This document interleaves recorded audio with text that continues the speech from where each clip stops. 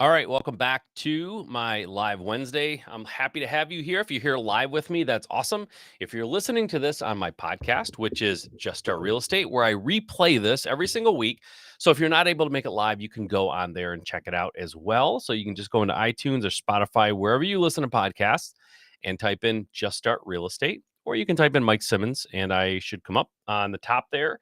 I was out of town last week. I apologize. That was a recorded live. It's kind of weird, right? You can't have a recorded live, but it was recorded and played for you so you could hear the answers to the questions that I answered that night. But I was in Fort Lauderdale at an event where I was raising money for my real estate fund, and the fund that I have is it's a lending company. I lend money to fix and flip investors, primarily inside of the seven figure flipping group, but I do loan money to folks who want to buy and sell real estate. And so I was raising money for that fund and kind of bringing awareness to it, and I was gone. So I apologize for that.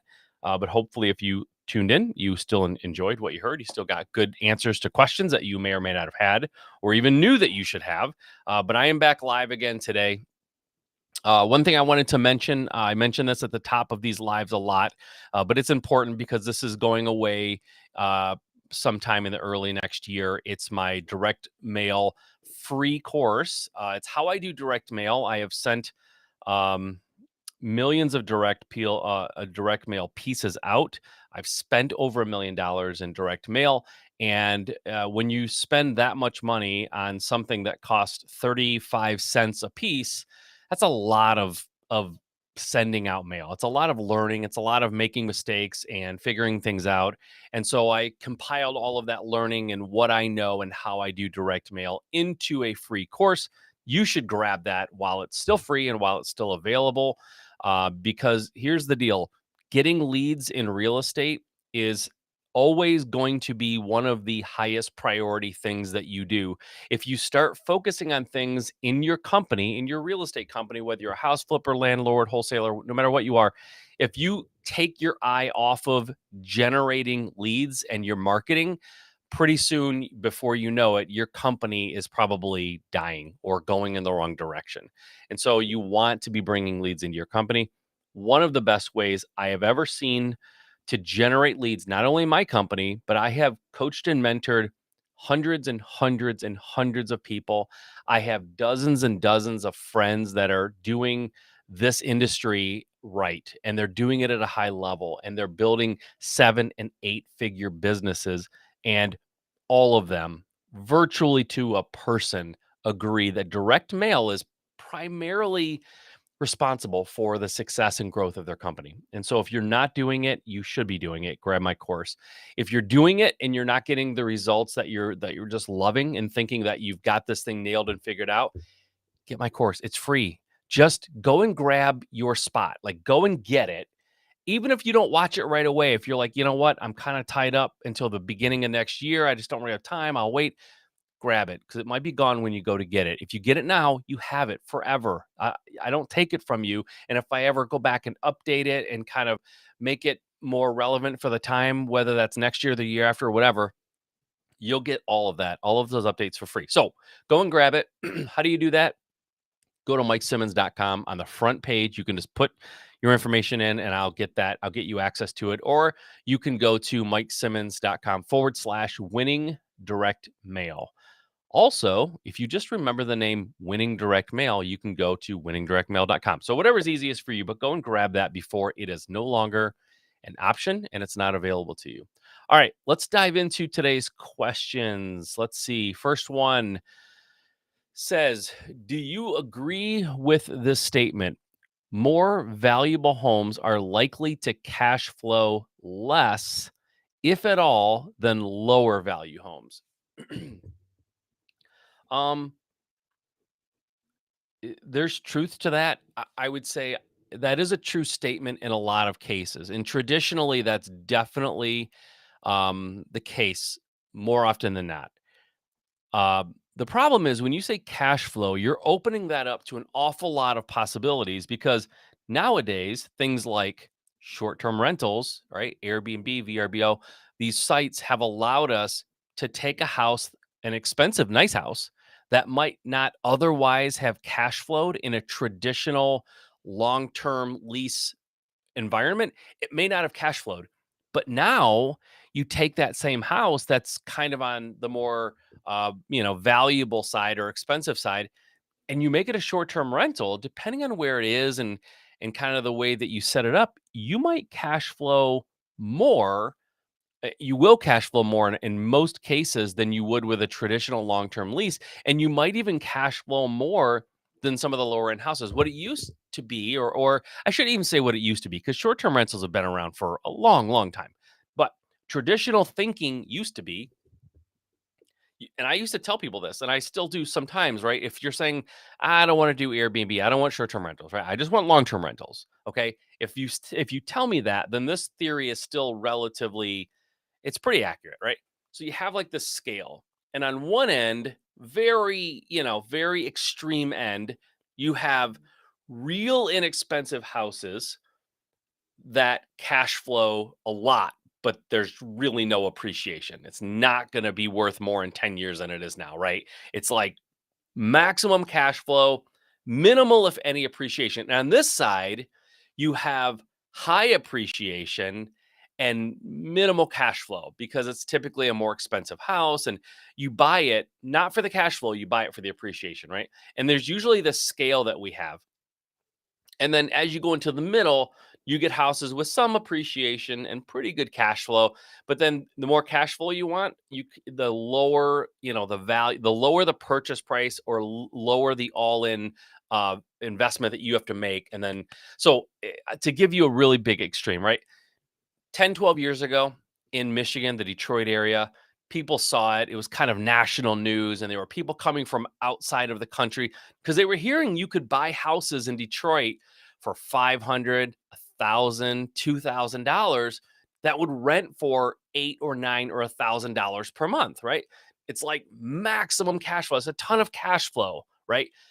The problem is those houses are not in good neighborhoods. So the appreciation potential is next to nothing. It's just not going to appreciate. Those houses are cost $1,000 now. They'll probably cost $1,000 10 years from now. They're just in bad areas, right?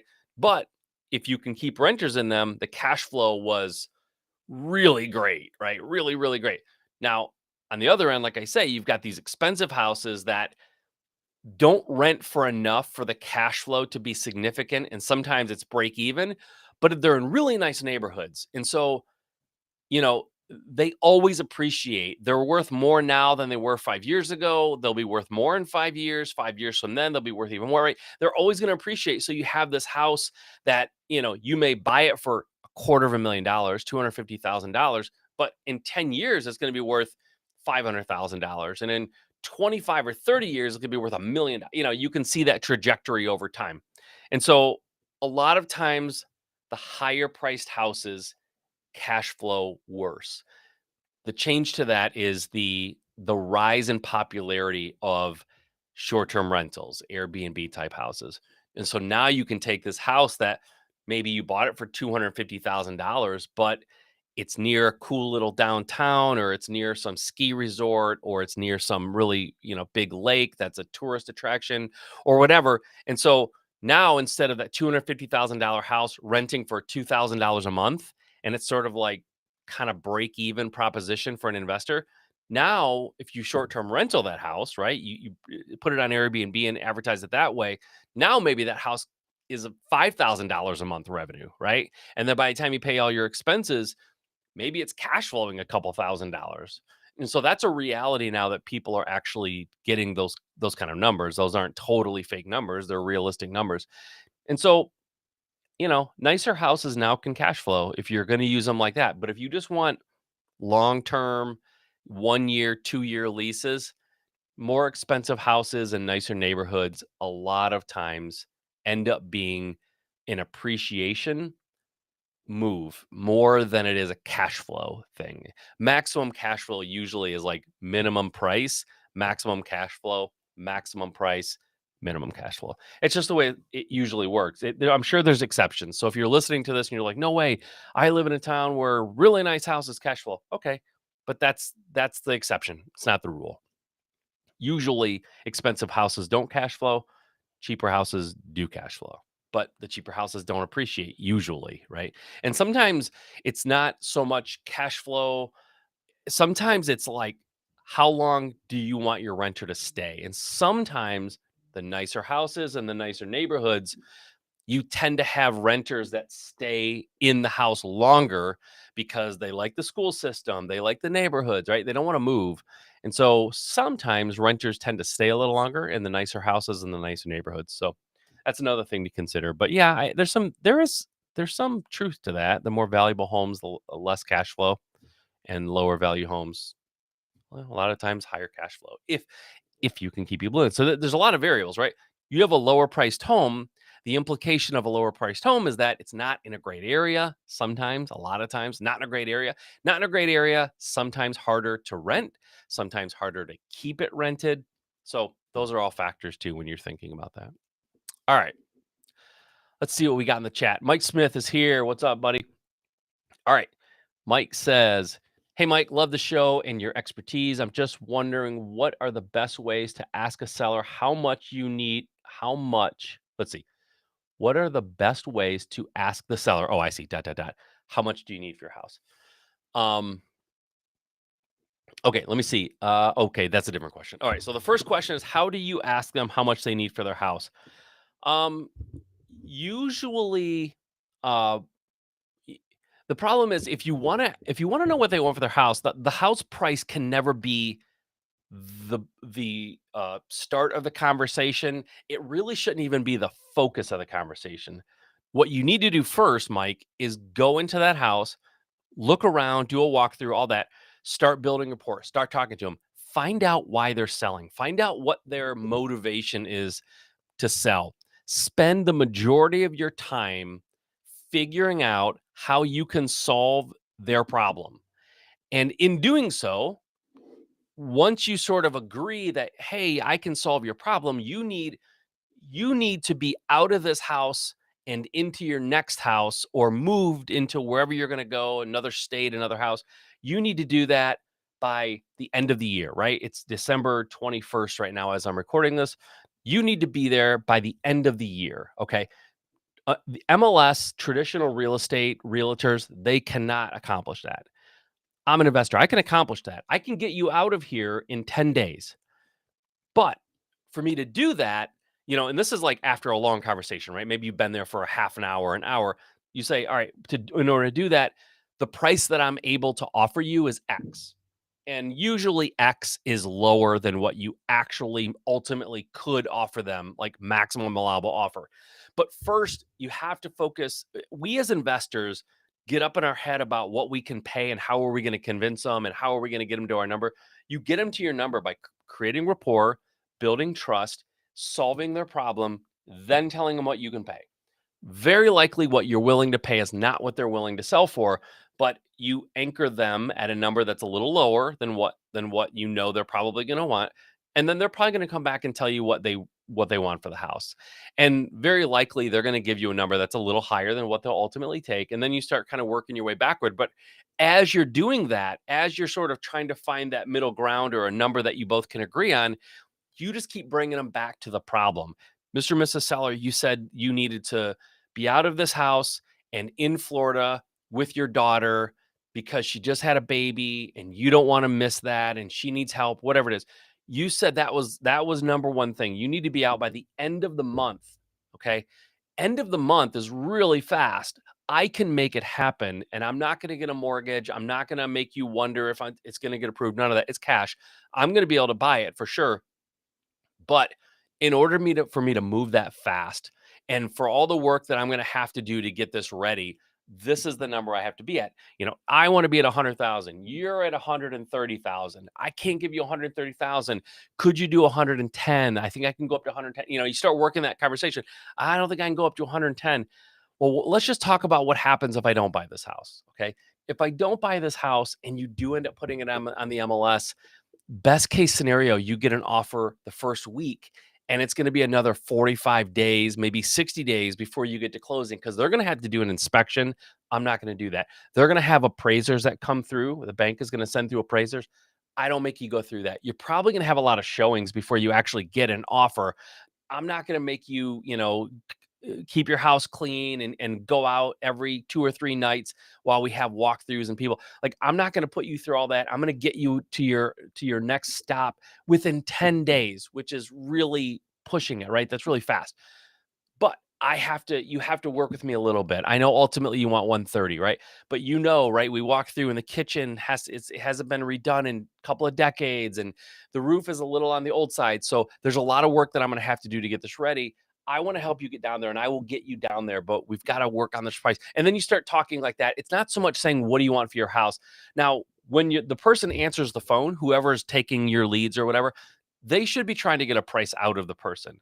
But usually what happens is the sellers will not give you a price or they'll give you a price that's ridiculous. It's retail, right? It's like super high because they're not gonna tell you. You have to get in the house, you have to create rapport, you have to create trust. That's how you start getting toward the real price.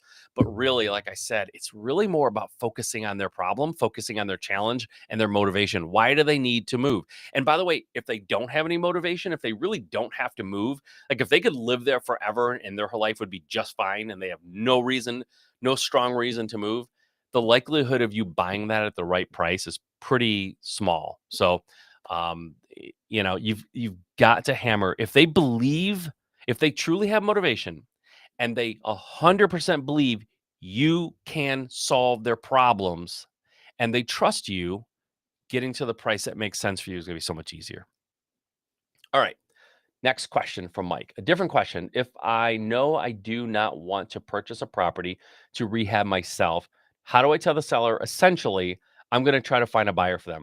You never tell them that. That's not the way you approach that at all. Um, that's what a wholesaler does, right? The wholesaler theoretically doesn't want to buy anything. They don't want to rehab anything. They only want to wholesale it. And if I or my team, my acquisitions manager went into a house and said, "Hey, Mr. and Mrs. Seller, we can solve your problems, and this is how we're going to do it." By the way, we're not going to buy the house. Like, we're going to sign this agreement, but we're not going to close on it. We are not going to. We don't know who's going to close on it. It's somebody. We're going to try to find somebody, right? I'm being a little bit facetious, but that's really the reality. I don't know who's going to buy the house when I sign the purchase agreement. I just know it's not going to be me. And so you don't tell them that, right? You kind of have to go into wholesaler mode. And it's like you're signing the contract and you're telling them that the house will close and they will make X amount of dollars or the house will sell for X amount, right? And you refer to the language we use is our investor partners, um, our funding partners, we say those kind of things. That's the language we use when we're signing and saying, yeah, we're going to go back. And like, for example, in this scenario where I'm offering 100 and they want 130, and let's just say we come up to 115, right? We meet in the middle. And I say, Mr. and Mrs. Seller, I came into this appointment authorized and fully able to give you $100,000 for your house. Now we're at 115. I wasn't really authorized to spend 115, but I think this house is great. I love your story. I really want to help you. I really want to be there for you and solve this problem. Let me go and talk to my investor partners and see if I can convince them to go up in price a little bit. Now that I've seen the house, I know the roof is newer. I can see that the kitchen is really, really nice. The bathroom's in great shape. A lot of the floors are good. Like, I don't have to do as much work as I thought I might have had it to do. Let me go back and talk to my investor partners and see if I can convince them to come up to 115. And so that's how we have that conversation sometimes. But we never say we're going to find them a buyer, right? Because to the seller, you're the buyer. Okay. And that needs to stay the perception until the closing, right? And then, you can double close so they don't ever, or they're not in the same room. Or what I used to do was I would have the buyer there, I would be there, and I would just sort of like talk and keep the conversation going.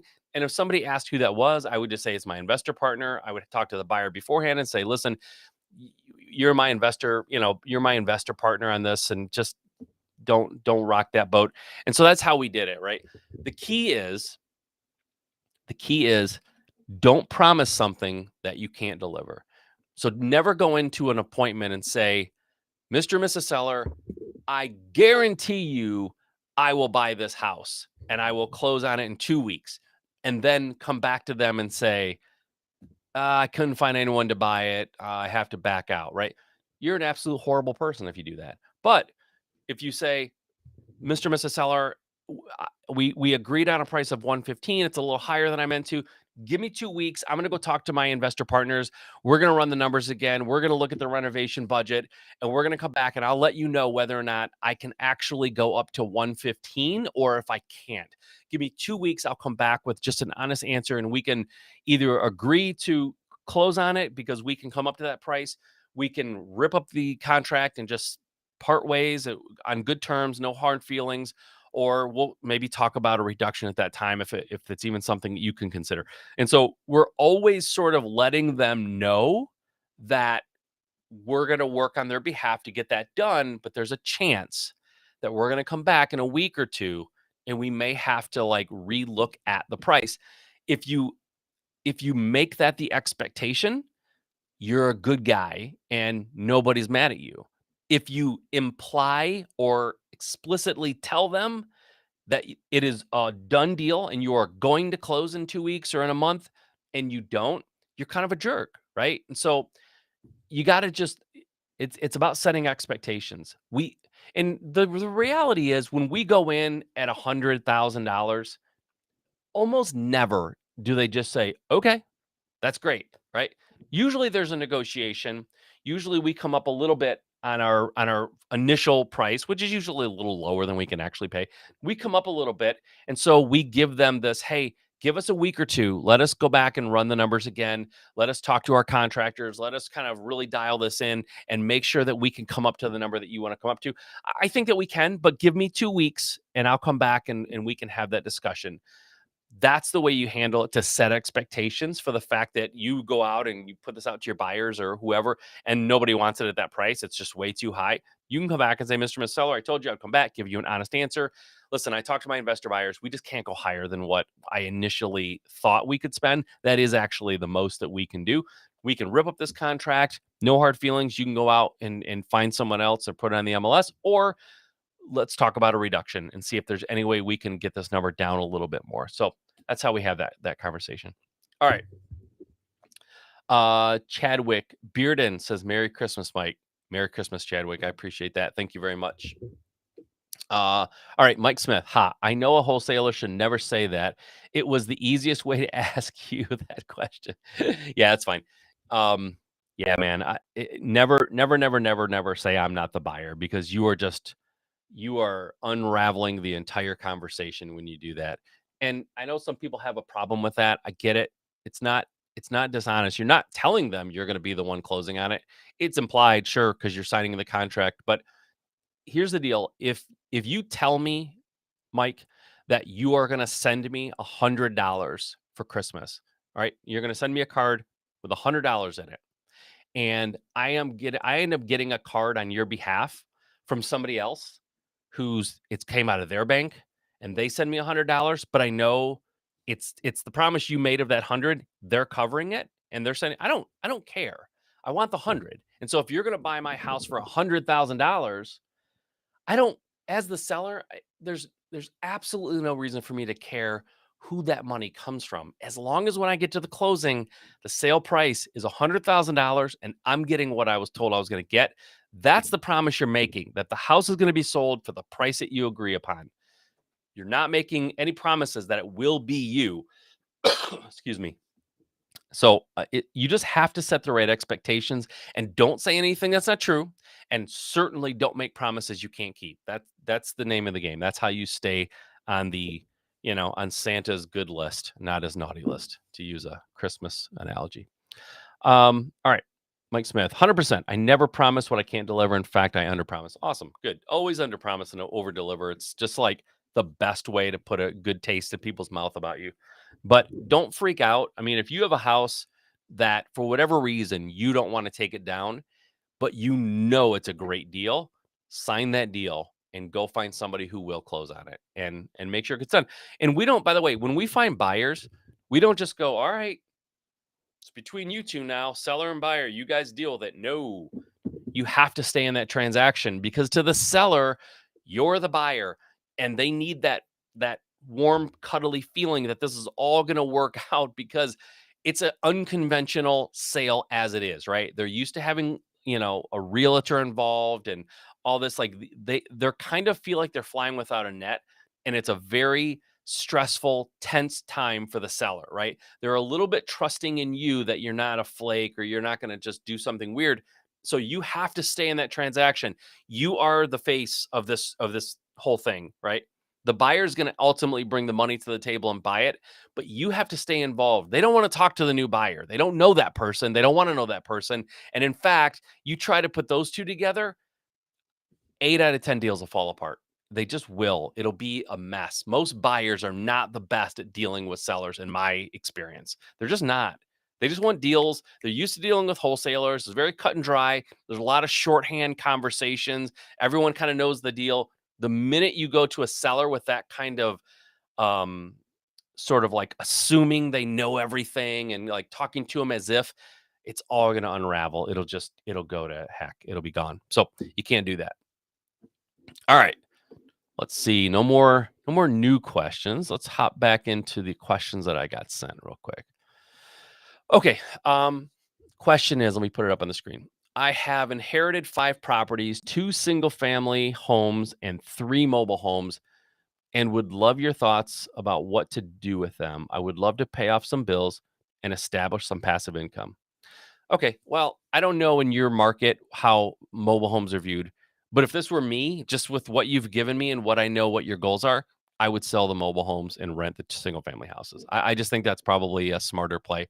I don't know anything about the single family houses. I don't know if they're in good areas or bad. I don't know if they're in good shape or bad shape. But assuming you have 5 properties that are in reasonably good shape, 2 of them are traditional single family homes and 3 of them are mobile homes, and you need cash right now, but you want also passive, I would sell the mobile homes.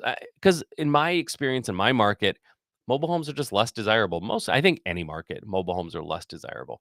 And so I would probably just sell those to make the quick cash and not have to fiddle around with them. And then I would keep the 2 single family homes, maybe take some of that cash, pay off bills, take some of that cash, do some improvements on the single family homes, get them up to snuff, rent them out for maximum rental value and move on. And that's what I would do.